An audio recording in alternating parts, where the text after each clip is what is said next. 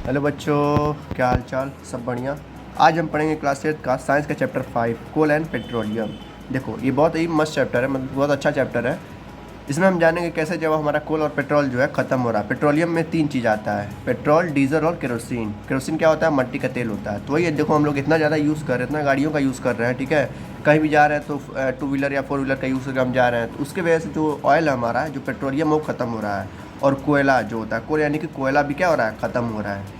तो ये सब चीज़ें क्या हो रहा है? ख़त्म होके एक दिन ऐसा आएगा आने वाले बहुत ही मतलब जल्दी सालों में, यानी कि 20 से 25 सालों में ही देखेंगे हम, पेट्रोलियम पूरी तरह से ख़त्म हो जाएगा और इसकी जगह पे क्या आ जाएगा? इलेक्ट्रिक व्हीकल आ जाएंगे, यानी कि इलेक्ट्रिक गाड़ियाँ आ जाएंगी, चाहे 2 व्हीलर हो चाहे 4 व्हीलर हो, ठीक है। तो उसी के बारे में मुझे पढ़ना है कि कौन सा पेट्रोलियम कब ख़त्म होने वाला है, क्या चीज़ें हमको जो है बचाना चाहिए, कैसे खर्च करना चाहिए, सारी चीज़ें हम पढ़ेंगे, ठीक है। चलिए शुरू करते हैं। कह रहा है कि हम डेली कुछ ना कुछ चीज़ें यूज़ करते हैं जो या तो क्या होता है, मैन मेड होता है, या तो मतलब कैसे पाया जाता है, हमें कौन देता है? नेचर देता है, ठीक है। तो 2 चीज़ें होती हैं, या तो एक होता है मैन मेड और एक होता है नेचुरल, ठीक है। तो कई कह रहा है, एक एक्टिविटी कह रहा है, एक पेज लीजिए, ठीक है, कोई भी पेज रफ वाला, उस पर आसपास जो भी चीज़ें दिख रही है ना, उसका एक लिस्ट बनाइए, ठीक है। लिस्ट बनाने के बाद उसको छाटिए कौन सा मैन मेड है और कौन सा क्या है, नेचुरल है। जैसे मान लेते हैं आपके पास क्या होगा, टैबलेट होगा या लैपटॉप हो गया या क्या होगा, मोबाइल होगा, जिसमें आप लोग लेक्चर देख रहे होंगे। तो किसने बनाया है? ह्यूमन ने बनाया है, तो क्या होगा? मैन मेड होगा। जैसे कि हो गया पानी, अब बॉटल में होगा ना पानी, तो जो पानी जो हमारा वाटर है वो क्या है? वो नेचुरल रिसोर्सेस, यानी कि हमें कौन देता है? हमें प्रकृति देती है, ठीक है। तो वही चीज़ कह रहा है, इस तरीके से जितनी भी चीज़ें होंगी तो देखेंगे आप, मैक्सिमम चीज़ें क्या होंगी आपके आसपास, अगर रूम में होंगे या क्लासरूम में होंगे तो वहाँ पर मैक्सिमम चीज़ें क्या होंगी? मैन मेड होंगी। चाहे बेंच हो गया, चाहे क्लासरूम हो गया, ठीक है, चाहे कुर्सी हो गया, बेड हो गया, चेयर हो गया, जो भी आप चीज़ देखेंगे वो मैन मेड होगा, ठीक है। तो मैन मेड जो चीज़ें बना रहा है वो किससे बना रहा है? नेचुरल रिसोर्सेज से, जिसकी वजह से नेचुरल रिसोर्स खत्म हो रहा है। तो ये हमको पढ़ना है। फिर कह रहा है, क्वेश्चन पूछा है एनसीईआरटी वालों ने, कह रहा है क्या एयर, वाटर और सॉइल और मिनरल्स, ठीक है, ये भी किस में आते हैं, ये आपको बताना है। तो भाई जाहिर सी बात है, ये कौन है? मैन मेड है? नहीं, नेचुरल रिसोर्सेज है। भाई एयर क्या है? नेचुरल है, यानी कि प्रकृति वो प्रोड्यूस करता है। वाटर भी क्या है? नेचुरल है। सॉइल भी क्या है? नेचुरल है। मिनरल्स भी क्या है? नेचुरल है, ठीक है। कह रहे सारे किस में पाए जाते हैं? नेचुरल में, यानी कि नेचुरल रिसोर्सेज में। इसलिए हमको क्या कहते हैं? नेचुरल रिसोर्सेज बोलते हैं। हमने पिछले चैप्टर में इसको पढ़ा है। अब यहाँ पर आता है भोजो। भोजो कौन है? इस चैप्टर का एक किरदार है। कह रहा क्या, can we use all our resources forever, जो भी हमारे रिसोर्सेज हैं, ठीक है, जैसे कि एयर, वाटर, सॉइल, क्या हमें इसे हमेशा के लिए हम यूज़ कर सकते हैं? क्या ये कभी ख़त्म नहीं होगा? वही चीज़ हमको चैप्टर में पढ़ना है। जो क्वेश्चन पूछा है ना, पूरा चैप्टर इसी पे बेस है। नेक्स्ट आता है, कह रहा है क्या, फिर से पूछ रहा है, क्या हवा, पानी और सॉइल कभी ख़त्म हो सकते हैं?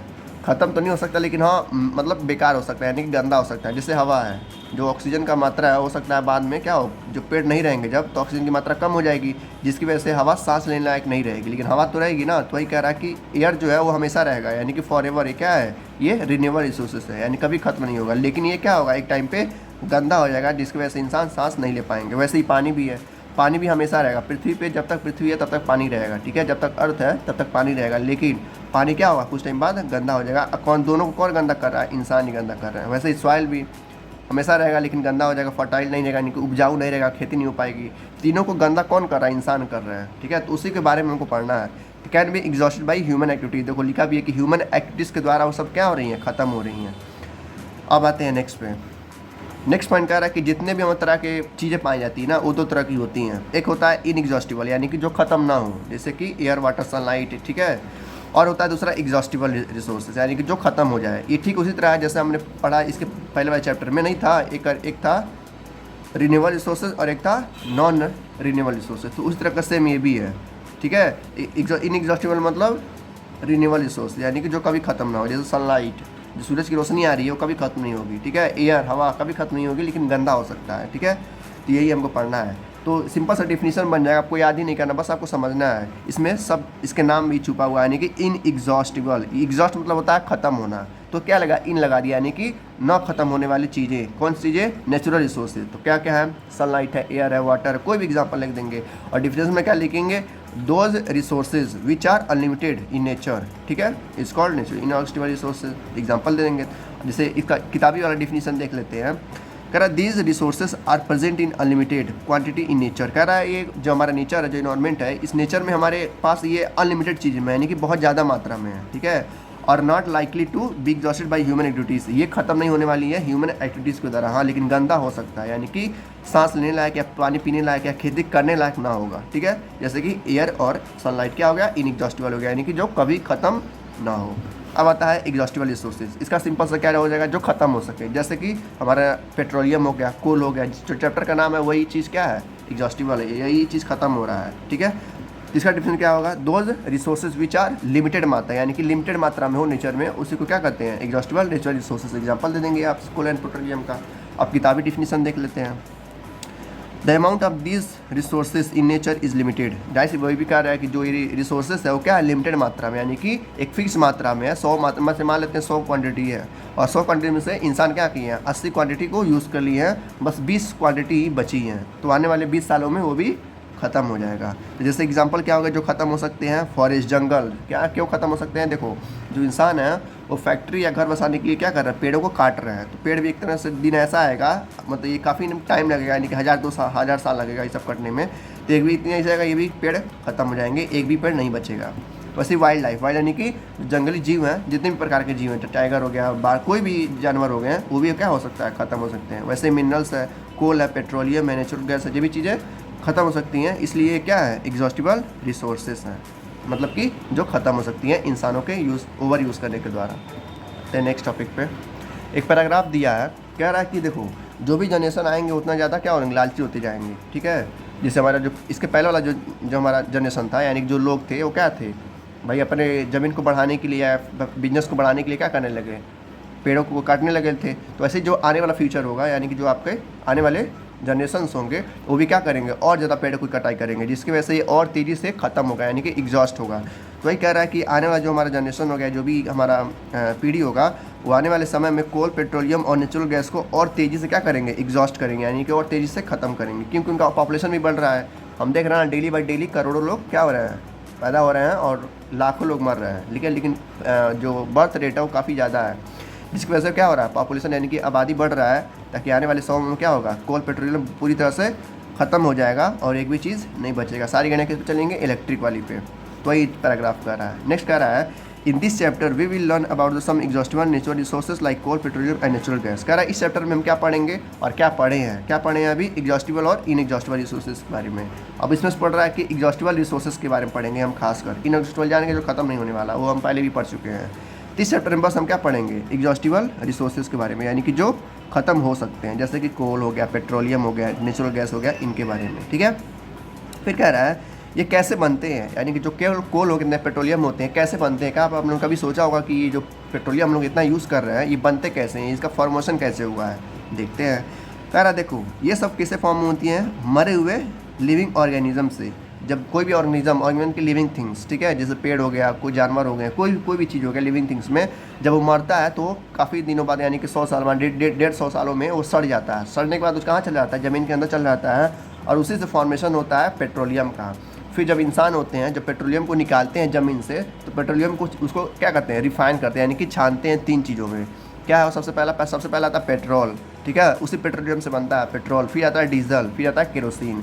तो 3 चीज़ें हैं जो पेट्रोलियम से निकाली जाती हैं रिफाइन करके, यानी कि साफ़ सुथरा करके। तो इस तरीके जो हमारा क्या बोलते हैं एग्जॉस्टिबल रिसोर्स है, जैसे कोल, पेट्रोलियम हो गया या नेचुरल गैस हो, कैसे प्रोड्यूस होता है, मरने से। किसके मरने से, लिविंग ऑर्गेनिज्म से, जिसे हम फॉसिल्स कहते हैं।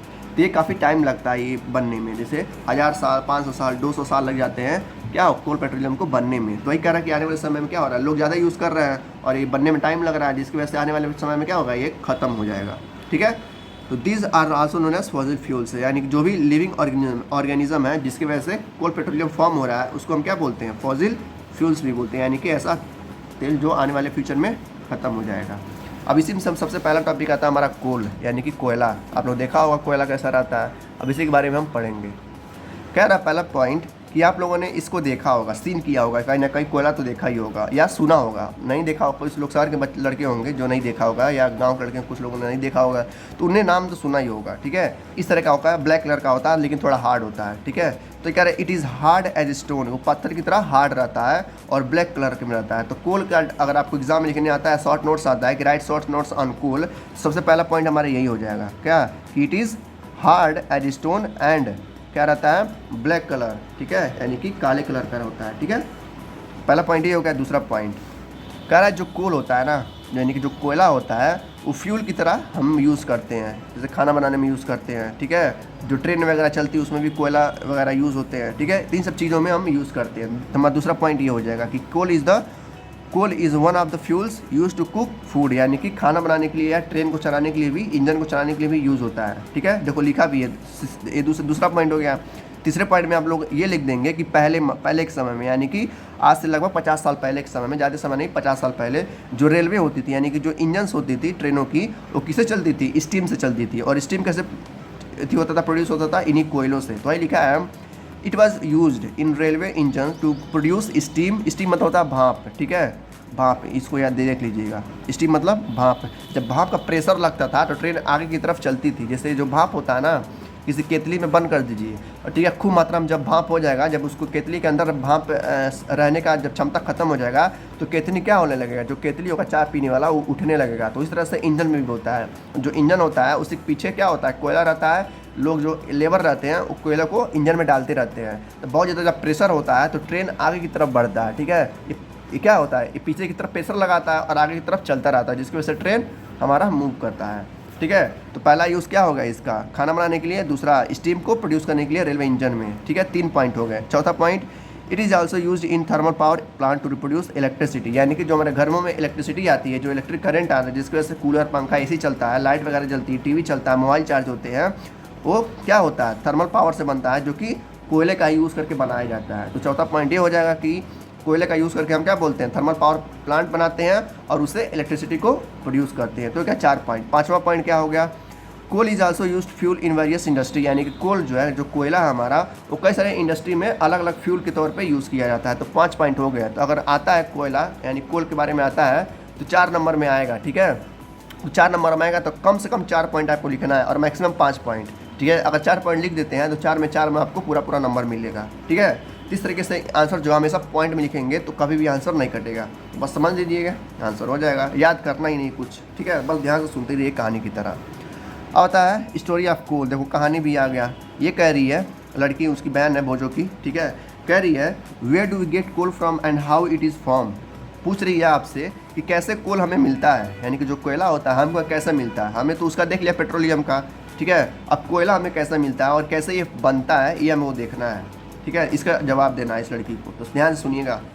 कह रहे आज से लगभग 300 मिलियन साल पहले, यानी कि 3 करोड़ साल पहले, ठीक है, लगभग 3 करोड़ साल पहले की बात है। जो हमारा अर्थ है वो बहुत ही घना जंगल था, यानी कि सबको पता है पहले इंसान कम थे, जंगल ज़्यादा था। तो ये कह रहा है डेंस फॉरेस्ट है। डेंस यानी कि बहुत ही घना जंगल था हमारे पृथ्वी पे। इन लो लोइंग वेटलैंड एरिया, यानी कि ज़मीन था ही, मतलब रहने वाला ज़मीन कम था, बस जंगल ही जंगल थे। जैसे इस समय बहुत ही घर है, चारों तरफ देखेंगे घर ही घर होगा, पेड़ होगा ही नहीं। तो ठीक इसका उल्टा था उस समय में, यानी कि आज से 3 करोड़ साल पहले बस पेड़ ही था, बस पेड़ ही था, ठीक है, चारों तरफ। ड्यू टू नेचुरल प्रोसेस, यानी कि प्रकृति की प्रोसेस के द्वारा, जिससे क्या हुआ, बाढ़ आया, ठीक है, कई सारे जंगल जल गए या मिट्टी के अंदर दब गए, ठीक है, और ये क्या होते गए, सॉइल के अंदर डिपॉजिट होते गए, यानी कि इकट्ठा हो गए, सड़ने। जब मैंने बताया ना कि जो पेड़ जब सड़ जाते हैं ज़मीन के अंदर चले जाते हैं और 100-200 सालों बाद, 300 सालों, 1000 सालों बाद वो क्या करते हैं, कन्वर्ट हो जाते हैं कोल या पेट्रोलियम में। तो वही चीज़ यहाँ भी कह रहा है कि 3 करोड़ साल पहले बहुत ज़्यादा पेड़ थे, कुछ पेड़ क्या हो गए, जल गए, और कुछ पेड़ फ्लडिंग के कारण, यानी कि बाढ़ के कारण ज़मीन के सड़ गए, ज़मीन के अंदर चले गए। तो ठीक है, सड़ने के बाद उनको 1000-2000 सालों में क्या हो, कन्वर्ट हो गए कोयले में या पेट्रोल में। इस तरीके से कोयला फॉर्म होता है, ठीक है। तो ये पूछेगा तो सिंपल से बता दीजिएगा कि आज से 300 मिलियन ईयर पहले और जो हमारी पृथ्वी है उस पर काफ़ी ज़्यादा पेड़ थे, ठीक है। उस समय में काफ़ी ज़्यादा, मतलब एस्ट्रॉइड वगैरह, या एस्ट्रॉइड में जानते हैं ना, मेटियोर से बाहर के पत्थर होते हैं, यानी कि स्पेस से पत्थर होते हैं, जब वो गिरते थे तो जंगलों में आग लग जाता था, जिसकी वजह से कई सारे पेड़ जल जाते थे, और पेड़ जलने के बाद तो क्या होता, सड़ जाते थे। वैसे ही बाढ़ वगैरह आ जाता था, जिसकी वजह से पेड़ भी क्या होते थे, सड़ जाते थे, और 1000-2000 सालों में वो कन्वर्ट हो जाते थे कोल और पेट्रोलियम में। इस तरीके से जो है हमारा कोल वगैरह बनता था, ठीक है। तो वही कह रहा है the temperature also rose they sank deeper and deeper, यानी कि जो हमारा टेम्परेचर है उस समय का काफ़ी ज़्यादा ठंडा था, जिसकी वजह से क्या हुआ, प्रेशर लगाता गया ऊपर से, और जो पेड़ थे सड़े हुए वो अंदर दबते चले गए, अंदर दबते चले गए, जिसकी वजह से क्या हुआ, पेड़ एक सड़ना शुरू किया और 1000-2 सालों में वो कोल पेट्रोल बनना शुरू हो गया। देखो लिखा भी है यहाँ पर, एक अच्छा पॉइंट है कि अंडर हाई प्रेशर, भाई जाहिर सी बात है, ऊपर ठंडी थी, ठीक है, उस समय में पेड़ थे तो प्रेशर लग रहा था, जिससे हाई प्रेशर था, हाई टेम्परेचर भी था कुछ मात्रा में। बहुत पहले की बात हो रही है जब पृथ्वी पूरी तरह से गर्म थी, ठीक है। तो उसमें वो काफ़ी ज़्यादा टेम्परेचर गर्म था, लगभग 100 डिग्री था, उसमें इंसान नहीं थे, बस क्या था, पेड़ था और डायनासोर थे। तो उस समय की बात ये कर रहा है, कह रहा है उस समय काफ़ी ज़्यादा हाई प्रेशर था और हाई टेम्परेचर था, जिसकी वजह से जो मरे हुए प्लांट्स थे वो क्या हो गए, कन्वर्ट हो गए धीरे धीरे कोल वगैरह में। ठीक है, इस तरीके से आप आंसर देंगे। ये पॉइंट काफ़ी ज़्यादा इंपॉर्टेंट है। अगर पूछता है कि कोल कैसे फॉर्म होता है, तो सबसे पहला पॉइंट लिखेंगे कि आज से लगभग 300 मिलियन साल पहले अर्थ बहुत ही घना जंगल था। ठीक है, लेकिन नेचुरल प्रोसेस के द्वारा, ठीक है, हाई प्रेशर और हाई टेम्परेचर में क्या हुआ, जो सड़े हुए प्लांट्स थे वो किस में कन्वर्ट हो गए हैं, स्लोली कोल में। इस तरीके से कोल का फॉर्मेशन होता है, यानी कि कोयला बनता है।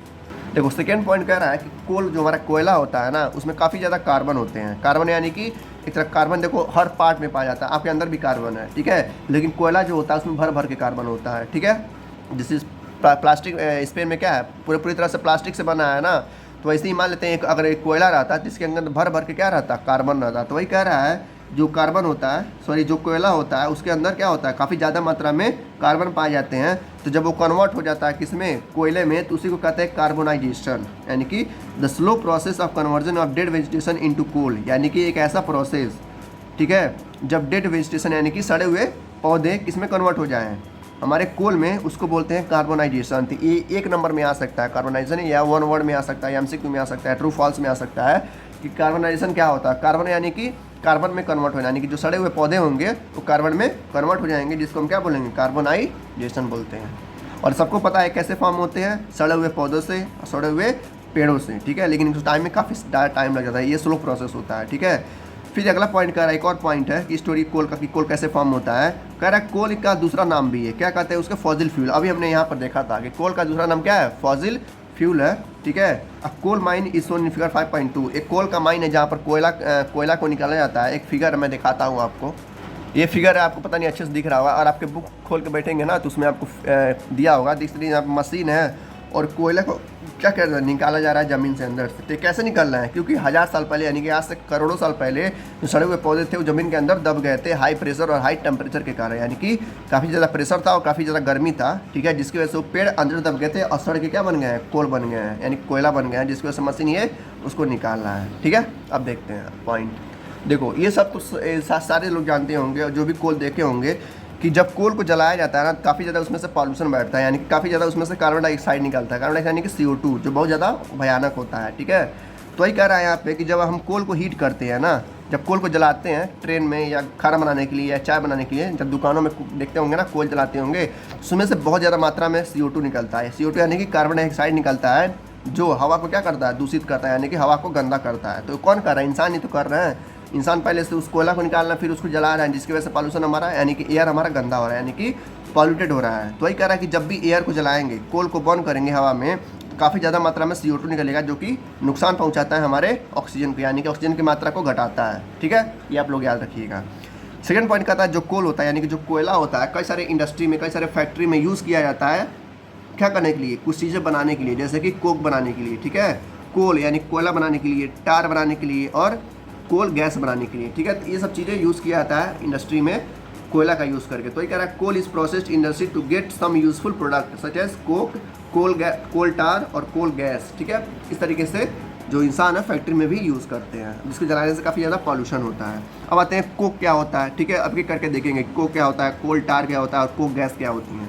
तो कोक क्या होता है, देखो एग्जाम में ये 2-3 नंबर में आएगा। ठीक है, जो को भी है, कोक है, कोल हो गया और कोल गैस हो गया, ये 2 या 3 नंबर में आएगा। तो जितने नंबर में आएगा आपको उतने पॉइंट लिखने हैं, उससे ज़्यादा ना उससे कम। जैसे मान लेते हैं कोक 2 नंबर में आ गया, 3 नंबर में आ गया, मान लेते 3 नंबर में आ गया, 3 पॉइंट लिखेंगे। जैसे कि क्या लिखेंगे कि जो हमारा कोक होता है वो क्या होता है, टफ होता है और पोरस यानी कि थोड़ा गिलगिला साबुन टाइप का होता है। ठीक है, और ब्लैक सब्सटेंस होता है, ये तो सबको पता है, कोयला ब्लैक ही होता है।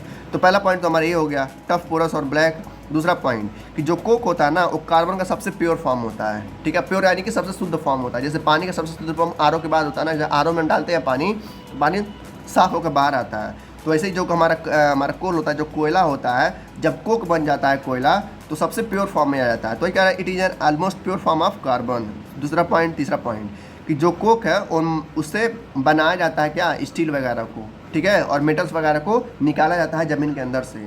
ठीक है, जैसे कि जो कोक है ना, कार्बन का प्योर फॉर्म है, तो काफ़ी अच्छे से वो जलता है, पॉल्यूशन भी होता है लेकिन काफ़ी अच्छे से जल जाता है, काफ़ी आसानी से जल जाता है, जिसकी वजह से हम स्टील वगैरह का मैन्युफैक्चर कर सकते हैं। जो आपके घर में स्टील वगैरह की थालियाँ नहीं रहती हैं, बोतल रहते हैं, जैसे ये मान लेते हैं बॉटल है स्टील का, ठीक है, तो ये जब बना होगा तो ये कोल का यूज़ किया गया होगा इसमें। क्यों? क्योंकि और कोई उसमें क्या होता था, एनर्जी नहीं होती थी जिस वजह से हीट प्रोड्यूस हो सके, तो कोल का लोग यूज़ करते हैं, जिसकी वजह से कोक का यूज़ करते हैं सबसे प्योर फॉर्म में। तो 3 पॉइंट हो गया हमारा, ठीक है। अब देखते हैं कोल टार। कोल टार भी 2-3 नंबर में आ सकता है, तो जितने नंबर में आएगा उतना पॉइंट लिखना रहेगा। तो कोल टार क्या कहता है, कह रहा है it is a black liquid, यानी कि ये ब्लैक रहता है, यानी काला कलर का। भाई कार्बन जितने रहेंगे वो ब्लैक ही रहेंगे, कोई शक नहीं है, तो ब्लैक अपने आप से ऐड कर सकते हैं पॉइंट, ठीक है। तो it is black thick liquid, ये मोटा लिक्विड की तरफ रहता है, यानी कि पानी की तरफ रहता है। पानी नहीं रहेगा, यानी कि पानी ही रहेगा लेकिन मोटे फॉर्म में रहेगा, बहुत ही मोटा। विथ एन अनप्लीजेंट स्मेल, यानी कि जो इसका स्मेल रहेगा वो बहुत ही बेकार रहेगा। It is a mixture of about 200 substance, यानी कि ये शुद्ध फॉर्म नहीं रहता, यानी कि प्योर फॉर्म में नहीं रहता है कोल टार। इसमें कई सारे सब्सटेंस रहते हैं, लगभग 200 सब्सटेंस इसमें पाए जाते हैं। किसके अंदर? कोल टार के अंदर, ठीक है। कह रहा है जो कोल टार है ना, उसका भी यूज़ करके कई सारी चीज़ें बनती हैं। क्या जो फैक्ट्री होती है, कोल टार का यूज़ करके कई सारी चीज़ों को बनाया जाता है। जैसे कि यहाँ पर दिया है लाइक सिंथेटिक डाइस, जो रंग होते हैं ना, जो हम लोग नहीं होली में खेलते हैं रंग, वो भी इसी से बनाए जाते हैं कोल टार से, कोल टार का यूज़ करके। जो ड्रग्स होते हैं, जो दवाइयाँ में यूज़ होते हैं मेडिसिन में, वो भी इसी से बनते हैं, यानी कि इसी का यूज़ करके बनते हैं। एक्सप्लोजिव जो बम वगैरह होते हैं, धमाके वगैरह जो किए जाते हैं, आप लोग मत यूज़ करिएगा। जो एक्सप्लोजिव होते हैं, जो बम वगैरह होते हैं, वो भी कोल टार का यूज़ करके बनाए जाते हैं। या परफ्यूम जो होते हैं, आप लोग घरों में बॉडी स्प्रे नहीं लगते हैं, उससे भी क्या होता है, इसी से बनता है, यानी कोल टार से बना है। प्लास्टिक जो पेन बना है ना, वो भी इसी से बना होगा। किससे? कोल टार से। पेंट जो हमारे घर में पेंट होता है, फोटोग्राफिक मटेरियल जो हम फोटो खींचते हैं, ये सारी चीज़ किससे बना होता है? हमारा कोल टार से। तो कोल टार भी काफ़ी ज़्यादा इंपॉर्टेंट है, ठीक है। इससे क्या क्या चीज़ें बन सकती हैं, तो ये सब चीज़ें इनसे बन सकती हैं। और थिक लिक्विड रहता है, ब्लैक कलर का रहता है, ठीक है। अब आते हैं अपने कोल गैस पे, यानी कि जो कार्बन का गैस होता है, उससे क्या क्या चीज़ें बनाई जाती हैं। सबसे पहले कह रहा है कि जो कोल गैस है ना, वो ऑब्टेन किया जाता है during the processing of coal to get coke, यानी कि जब हम कार्बन को, यानी कि कोल को कोक में कन्वर्ट करते हैं, तो उसमें से जो गैस निकलता है ना, उसी को कहते हैं कोल गैस, ठीक है।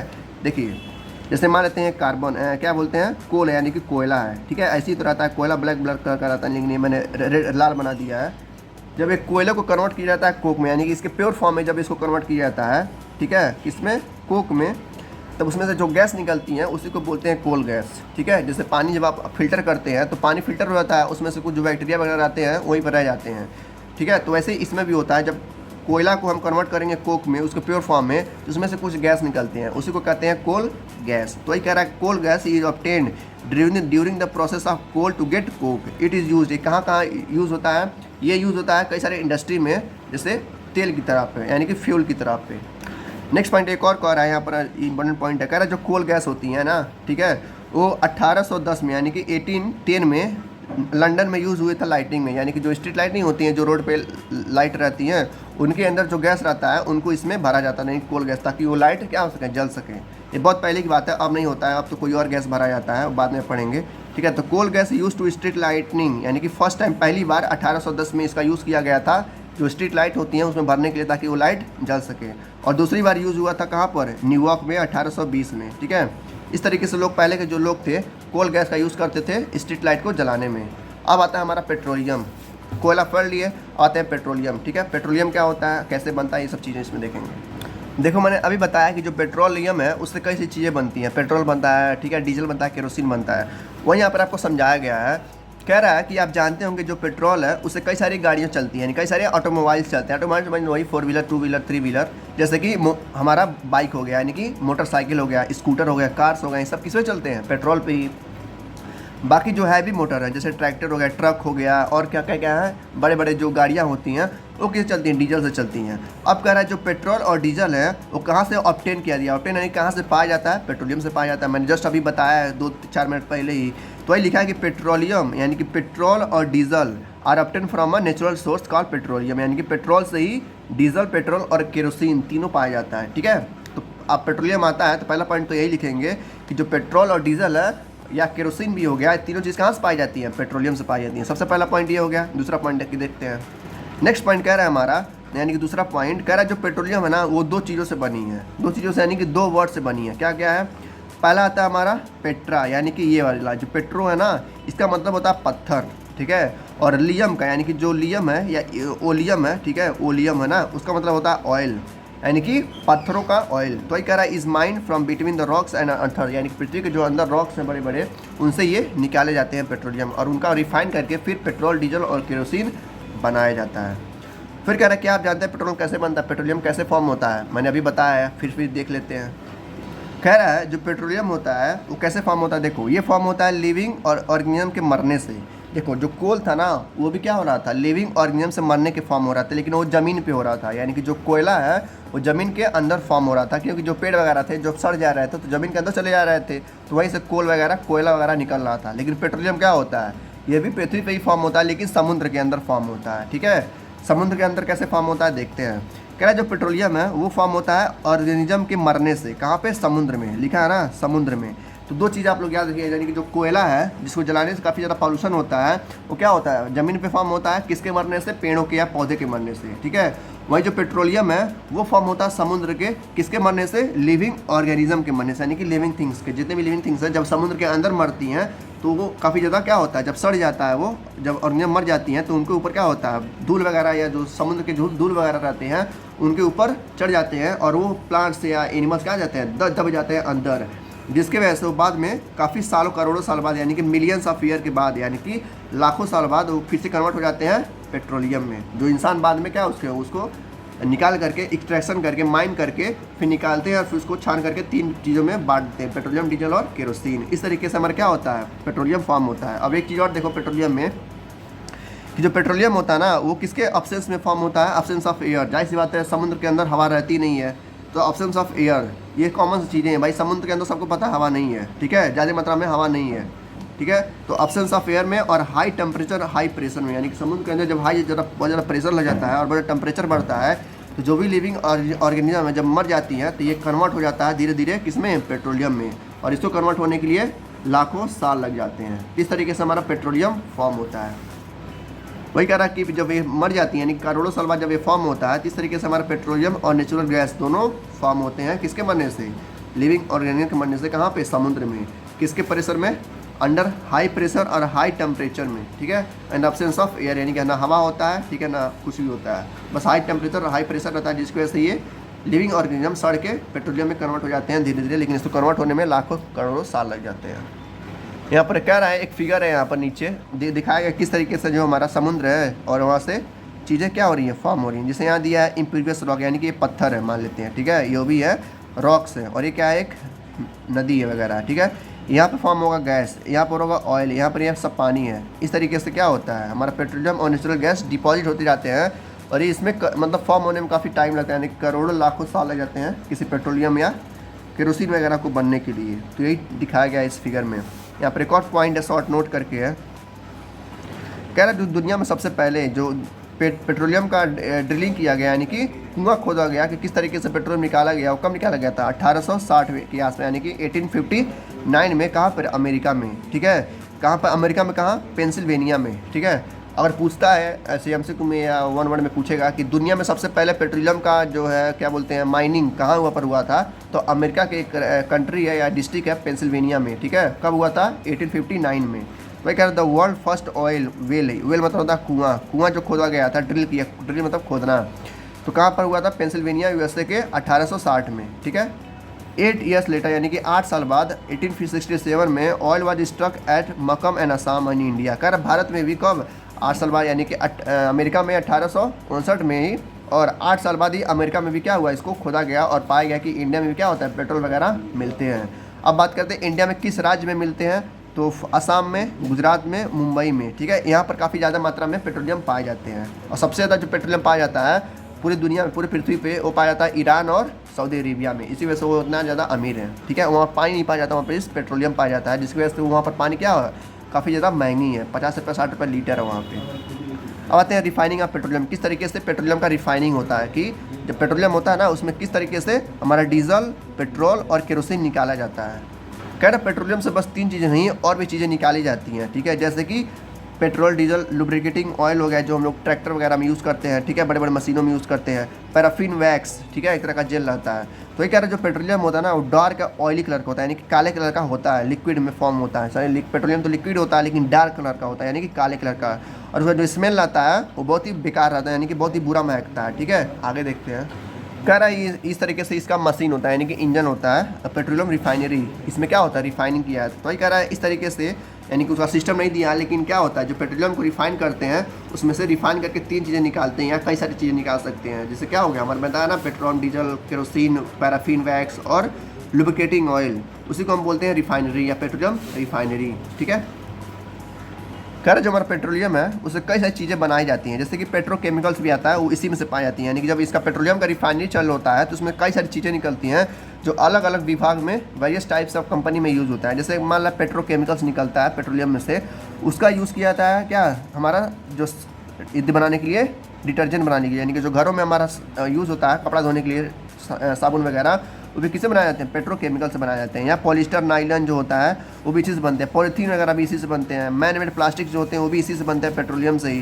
तो पेट्रोलियम को काफ़ी चीज़ें बनाई जाती है। और पेट्रोलियम को ब्लैक गोल्ड भी बोला जाता है, इसको याद रखिएगा। ठीक है, ये 1 MCQ में आता है हमेशा कि पेट्रोलियम को, या पूछ सकता है कि ब्लैक गोल्ड किसको बोला जाता है, यानी काला सोना किसको बोला जाता है, पेट्रोलियम को। जैसे देखो काला सोना इसलिए बोला जाता है कि देखो सऊदी अरेबिया है, वहाँ पर काला सोना यानी कि पेट्रोल काफ़ी ज़्यादा मात्रा में पाया जाता है, इसलिए वो सबसे ज़्यादा अमीर है और काफ़ी तेज़ी से विकास कर रहे हैं। ठीक है, तो गोल्ड तो आप सब जानते हैं सोना, लेकिन ब्लैक गोल्ड किसको बोला जाता है, पेट्रोलियम को। अब आता है नेचुरल गैस, यानी कि प्रकृति से जो गैस पाए जाते हैं उनके बारे में।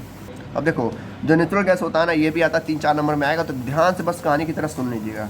कह रहा जो नेचुरल गैस है ये बहुत ही ज़्यादा इंपॉर्टेंट फॉसिल फ्यूल है। फॉसिल फ्यूल यानी कि वही तेल है जो क्यों इंपॉर्टेंट है, इतना तीनों से इंपॉर्टेंट, यानी कि कोल से भी इंपॉर्टेंट है, पेट्रोलियम से भी इंपॉर्टेंट है नेचुरल गैस।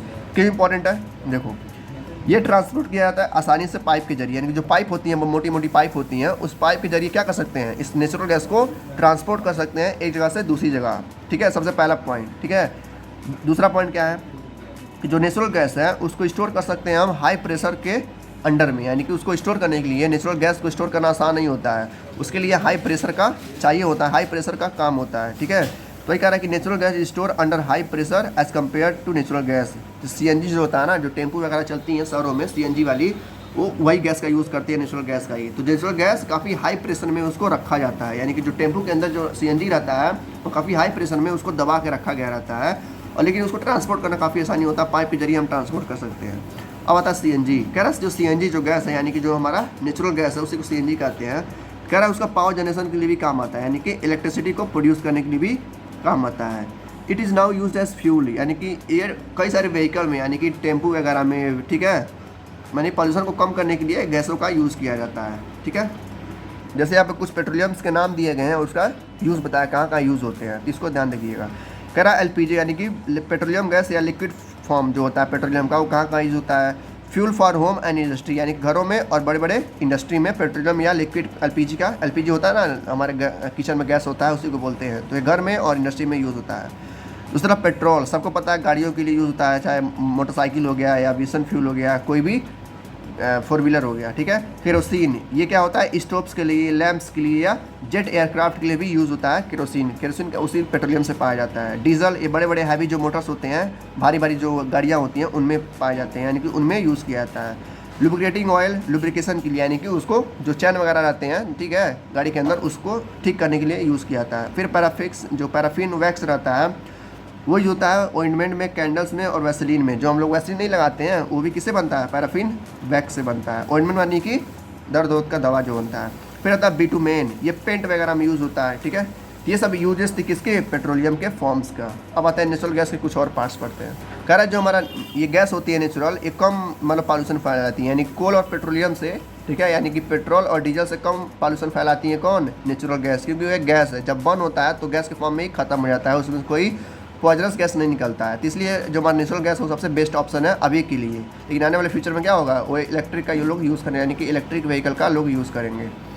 फिर कह रहा है जो सबसे बड़ा एडवांटेज है CNG का वो ये है कि वो घरों में भी और फैक्ट्री में भी आसानी से उसको पहुँचाया जा सकता है, और उससे कोई भी मतलब ज़्यादा पैसा वगैरह नहीं खर्च करना पड़ता है। Where it can be supply through pipes, यानी कि पाइप्स के जरिए वो घरों तक या कहीं भी पहुंचाया जा सकता है। जैसे इंडिया में अभी एक ही जगह पे हुआ है, गुजरात में। ठीक है, गुजरात में जितने भी कंट्री हैं, क्या बोलते हैं, डिस्ट्रिक्ट हैं, उन डिस्ट्रिक्ट में इन CNG को पहुंचाया गया हर घर में उन पाइप के जरिए। तो ये कहाँ पर है, बस गुजरात और दिल्ली में। ठीक है, सम पार्ट ऑफ दिल्ली, मैंने गुजरात में पूरी तरह से इसको सेटल कर दिया गया है, लेकिन दिल्ली के कुछ ही पार्ट में इसको फैलाया गया है। इस तरीके से नेचुरल गैस का यूज़ किया जाता है।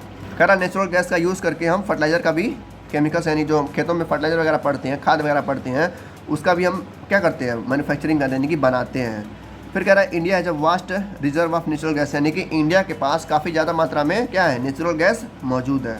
इन आवर कंट्री, हमारे देश में natural gas has been found in Tripura, यानी कि किस किस राज्य में बता रहा है कि नेचुरल गैस पाया जाता है काफ़ी ज़्यादा मात्रा में। सबसे पहला आता है त्रिपुरा, ठीक है, राजस्थान, ठीक है, महाराष्ट्र और कृष्णा गोदावरी डेल्टा, यानी कि जो कृष्णा गोदावरी नदी है साउथ में, वहाँ पर पाया जाता है, ठीक है, क्या नेचुरल गैस। यहाँ पर एक लड़का क्वेश्चन पूछ रहा है, कह रहा है क्या कोल, पेट्रोलियम या नेचुरल गैस को हम लैब में बना सकते हैं। लैब यानी कि जो लेबोरेटरी होती है हमारा स्कूल या कोई भी केमिकल्स का, क्या हम वहाँ पर बना सकते हैं। इसको देखो, अभी हमने पढ़ा है कि इसको बनाने में काफ़ी ज़्यादा टाइम लगता है, करोड़ों साल लग जाते हैं, तो लैब में हम इसको पूरी तरह से नहीं बना सकते। तो यहाँ पर रिप्लाई दे रही है कि no, there is a formation is very slow process and condition for their formation can not be created in the laboratory. भाई हाई प्रेशर चाहिए, हाई टेम्परेचर चाहिए, जो कि कंडीशन फॉलो नहीं हो पाएगा किसमें, हमारा लैब में, और काफ़ी ज़्यादा टाइम लगता है। अब आता है सम नेचुरल रिसोर्सेज अनलिमिटेड। अब क्या ये क्या है, कह रहा है कि आपने पढ़ा स्टार्टिंग में कि किस तरीके से जो एग्जॉस्टिबल रिसोर्सेज हैं, यानी कि फॉसिल फ्यूल है, यानी कि पेट्रोलियम है, फॉरेस्ट है, मिनरल्स हैं, ये आने वाले समय में ख़त्म होने वाली हैं। इस तरीके से आप ये भी जानते हैं कि कोल और पेट्रोलियम भी क्या है, फॉसिल फ्यूल्स में आते हैं, ठीक है। इनको रिक्वायर्ड चाहिए, it required the dead oxygen millions of year, यानी कि इसको बनने में करोड़ों साल लगते हैं और काफ़ी ज़्यादा मेहनत, मतलब टाइम लगता है इसको कोल, पेट्रोलियम या नेचुरल गैस को बनने में, सब लोग जानते हैं, अभी हमने पढ़ा है। कह रहा है कि ये सारी चीज़ें जो है, पेट्रोलियम, कोल, नेचुरल गैस, ये आने वाले 100 सालों में क्या होगा, पूरी तरह से ख़त्म हो जाएगा, क्योंकि इसकी मात्रा क्या है, काफ़ी तेज़ी से ये यूज़ हो रहे हैं लोगों के द्वारा, इंसानों के द्वारा काफ़ी तेज़ी से यूज़ हो रहे हैं। और इसको जलाने से, यानी कि जो इंसान जब इसका यूज़ कर रहे हैं, तो इसके जलाने से काफ़ी ज़्यादा एयर पॉल्यूशन फैल रहा है, जिसकी वजह से हमारा एयर जो है, यानी कि वातावरण क्या हो रहा है, गंदा हो रहा है। यानी कि पेट्रोलियम, कोल और नेचुरल गैस का, यानी गैस तो कम हो रहा है, लेकिन पेट्रोलियम, डीजल और कोल से काफ़ी ज़्यादा मात्रा में क्या हो रहा है, पॉल्यूशन फैल रहा है, ठीक है। तो आने वाले समय में ये काफ़ी चीज़ें ख़त्म हो जाएंगी, क्योंकि जिसका ज़्यादा मात्रा में यूज़ हो रहा है इंसानों के द्वारा। कह रहा है इंडिया में एक क्या बोलते हैं, कमेटी है, जिसके बोलते हैं PCRA, यानी कि पेट्रोलियम कंजर्वेशन रिसर्च एसोसिएशन। ये क्या कहता है, ये लोगों को एडवाइस करता है कि कम से कम पेट्रोल और डीजल का आप लोग क्या करें, यूज़ करें, यानी कि बेफालतू में आप कहीं कहीं जाना हो तो क्या ये पैदल या साइकिल से जाइए, बिना मतलब के गाड़ी हो या 4 व्हीलर का यूज़ ना करिए। तो कौन कहता है, PCRA। तो ये इंडिया का एक संस्था है जो एडवाइस करता है लोगों को कैसे पेट्रोलियम और डीजल को बचाया जाए, ठीक है। यहाँ पर कुछ पॉइंट दिए गए हैं किस तरीके से हम बचा सकते हैं। सबसे पहला पॉइंट है, कह रहा है कभी भी आप गाड़ियों को चलाइए तो एक कांस्टेंट स्पीड पे और एक मॉडरेट स्पीड पे चलाइए, ताकि कम से कम क्या हो, पॉल्यूशन का प्रोडक्शन हो, ताकि कम से कम एयर पॉल्यूशन हो। कह रहा है जब भी आप कभी ट्रैफिक लाइट पे या कहीं इस जगह पर रुके जहाँ पर आपको गाड़ियाँ बंद कर देनी चाहिए। तो कह रहा है कि कभी भी जब ट्रैफिक लाइट हो गई, जहाँ ट्रैफिक होती है, तो वहाँ पर हम रुक जाते हैं। तो कह रहा है वहाँ पर आप इंजन को क्या करिए, बंद करिए, जिसकी वजह से कम अगर 10 लोग भी बंद करते हैं तो आधा लीटर पेट्रोल क्या होगा, बच जाएगा। इस तरीके से अगर करोड़ों लोग यूज़ करेंगे इस तरीके को, यानी करोड़ों लोग क्या करेंगे, ट्रैफिक लाइन पे अगर गाड़ियों को बंद करते हैं तो हज़ारों लीटर पेट्रोल क्या होगा, सेव हो जाएगा। इस तरीके से कह रहा है हम लोग छोटे छोटे करके सेव कर सकते हैं पेट्रोल और डीजल को। थर्ड पॉइंट कह रहा है ensure correct type of pressure, यानी कि ठीक तरीके से यूज़ करना। चौथा पॉइंट है ensure regular maintenance of the vehicle, यानी कि अपने गाड़ियों, अपने 4 व्हीलर, अपने बाइक को रेगुलर वे में क्या करना, मेंटेन कराना और उसको सर्विस कराना। तो बस इतना ही था चैप्टर, मिलते हैं नेक्स्ट चैप्टर में, तब तक ये thank you, good luck, take care, जय हिंद।